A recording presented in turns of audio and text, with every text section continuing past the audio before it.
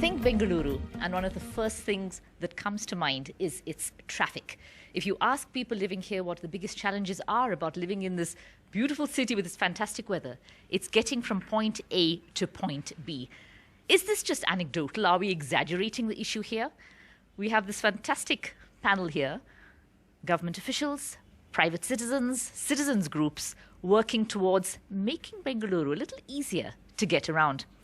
Revati Ashok of B.PAC, are we exaggerating the situation? How bad is it? What is the speed at which we are traveling? Well, the speed has now fallen down to 4 to 6 kilometers at peak time in high density corridors, and even sometimes lower. And we are all suffering. People are fatigued by the time they get home. It takes 2.5 hours one way. So it's really a bad situation. And so many people are wanting to shift jobs because they can't travel anymore and take that distance. I think it's a real problem. From 2011, the population may have grown some 30%, 32%, but the buses have not kept pace. How do you assess this? I mean, is there space for those buses? The number of buses in BMTC as of now is 6,000 odd, and we are carrying around 35 lakh passengers. Okay. And I believe the solution to the traffic congestion is that only more people shift from private mode of transport to the public mode of transport, whether it is BMTC, the railways, the metro. Because obviously the carrying capacity of a bus is as high. In a bus we could carry with standing capacity more than 60 passengers.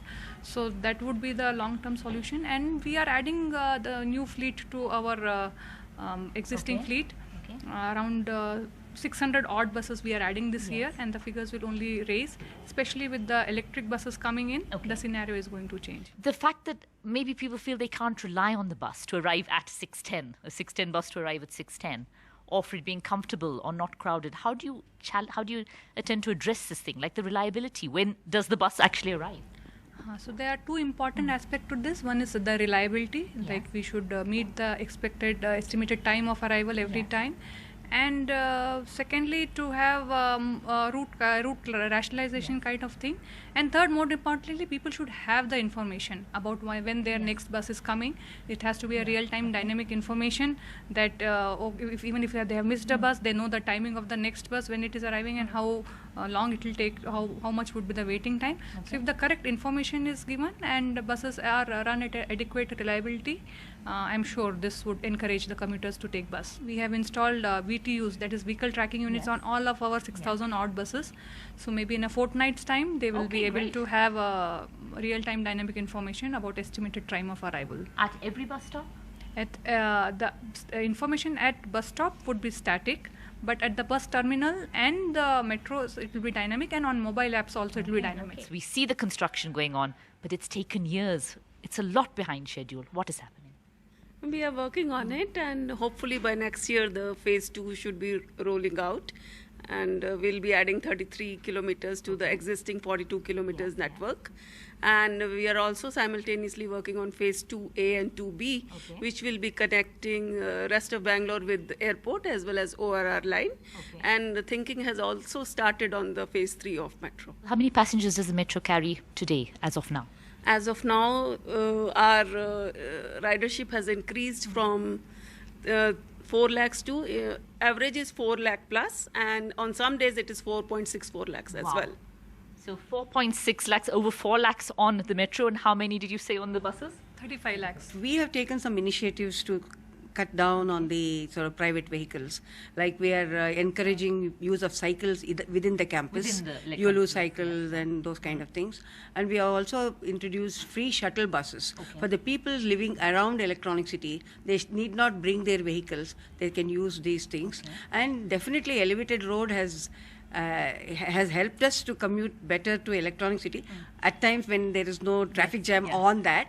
But a traffic jam on the flyway, that is something which we do find here in Bengaluru. And then after the flyover, the traffic has become two-way. Earlier, everybody was going to Electronic City and coming back. Now, there is thoroughfare traffic within Electronic City. We should come together as Bengaluru people, whether it is government or citizens, and beat the problem. What kind of solutions do you see to make people move towards even more public transport and to discourage them perhaps from using their own vehicles? What are your suggestions?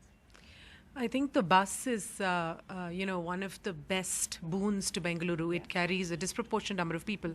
But I think what we are missing is that we have all commuters, no matter from where and to where they're going. They're going to one end of the city, really outside the city, like Electronic City, or to Yashwantpura. They end up taking city roads. We're very unimaginative in using our train tracks. Really, when you're going from one suburb on Mysore Road, say Kengari, to Yashwantpura, you shouldn't need to touch the city roads at all because there's already train lines.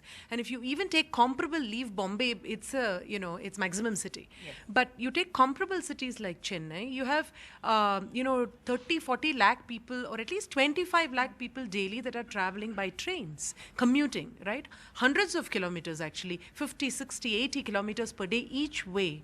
We already have the tracks, we already have the stations, and with far less cost than building brand new infrastructure, if we enable suburban train services, even our buses will go faster. Should there be one way in which we kind of make it not so easy for people to take out private transport as disincentives for that? What do you feel about that?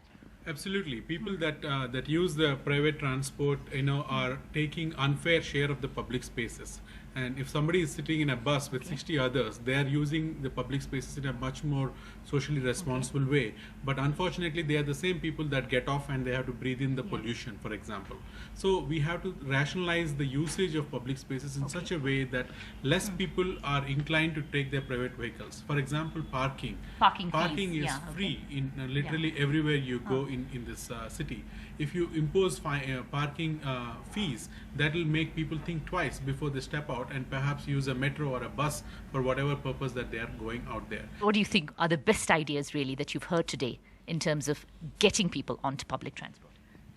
I think infrastructure is a separate issue because that's a much more long-term solution. But I think in the short run, we can do multiple things like providing seamless information so that a person getting into the from origin to destination, they can have seamless ticket booking, seamless information on multimodal transport. So they can go from metro to the bus with knowing the timings. And they know what people want to know is certainty of boarding a mode of transport and a certainty of timing, predictability at what time they will arrive at their destination. If they know that, people will plan their activities, and if we can provide seamless availability of information and payment, I think we would have done this. We are planning to put a public information system on our metro stations. About the buses as well. About the buses, where we will give the feed, we will take the feed from BMTC and put when the next feeder bus is available. Okay, and from this side? Yeah, sure. So we will be giving our live feed to metro so that it can be displayed to their passengers once they get down from metro. At all the exits, we are trying to put this. One step forward, yes. Maya, this city has seen whole lot of people traveling outstation by buses. Buses are 5-star. If I'm a frequent traveler by bus outstation, it is outstanding. The level of information, the predictability, the way they pick up, the way they drop, hygiene. If we take care of all of this, everybody will travel. The question of last mile connectivity though, when it comes to metro station, bus stands, how are we meeting? We are contemplating with the idea of procuring or operating such type of buses for metro. Our first priority will be tying up with BMTC to provide last mile and first mile connectivity to our passengers. One thing that must be said though, yes, Bengaluru has a lot of challenges, a lot of problems, but I think there are lots of people who really want to get together and work to try and create a solution. We are still crawling along in Bengaluru right now. I think it'll take all of us a lot of time to get home, but as long as there is a thought of planning really for the future, let's be optimistic and hope that Bengaluru can get around just that much faster. With Govind Murthy, Maya Sharma in Bengaluru for NDTV.